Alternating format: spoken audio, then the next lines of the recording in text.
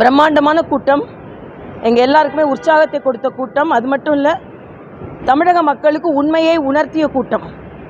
தமிழ்நாட்டில் எவ்வளோ ஊழல் நடக்குது, மத்திய அரசின் திட்டங்கள் எப்படி முடக்கப்படுகிறது, அவங்களோட சுயநலத்தினால கொடுக்க வேண்டிய வீட்டுக்கு மரியாதைக்குரிய பாரத பிரதமர் வீடு கட்டும் திட்டத்தில் 3 லட்சம் பேருக்கு எப்படி வீடு கிடைக்காமல் இருக்குது.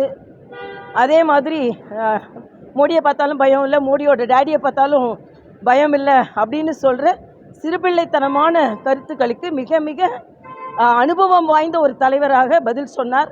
இதெல்லாம் பார்க்கும்போது நிச்சயமாக தேசிய ஜனநாயக கூட்டணி வெற்றி பெறும். அதற்கு மக்கள் மிகுந்த உற்சாகமாக இருக்கிறார்கள். அதனால் ஸ்டாலின் அவர்கள் எவ்வளவுதான் சொன்னாலும், மத்தியில் எங்களுக்கு எதுவுமே கொடுக்கலன்னு சொன்னாலும் இன்றைக்கி பிரதமர் பட்டியலிட்டு இருக்கிறார். முதலில் ஸ்டாலின் அதை படிக்க வேண்டும் என்று நான் கேட்டுக்கொள்கிறேன்.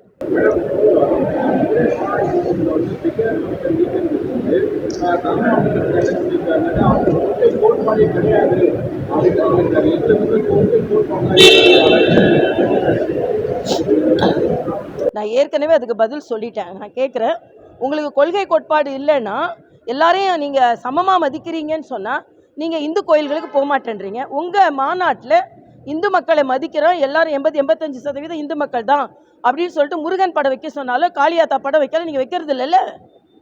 ஆக உங்கள் கொள்கை எதுவும் நீங்கள் மாநாடு நடத்துறது யாரோட கொள்கையோ அந்த கொள்கைக்கு ஏற்றார் மேலே அங்கே படம் இருக்கும். அதுதான் உண்மை. அதனால் இதில் இன்னும் மறைக்க வேண்டியது ஒன்றுமே இல்லை.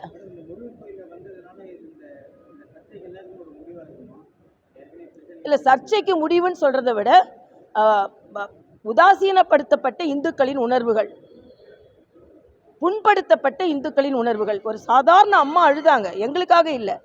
ஒரு தாய் என்னால் முருகன் கோயிலில் விளக்கேற்ற முடியலன்னு ஒரு தாய் அழுதாங்க. அத்தகைய தாய்மார்களுக்கு ஒரு மாரல் சப்போர்ட்டாக அவர் வந்தார். எல்லாத்தோட பூர்ணச்சந்திரன் அவர் மனைவியை சந்தித்தது, இதெல்லாம் எவ்வளோ பெரிய ஆறுதல் அவங்களுக்கு.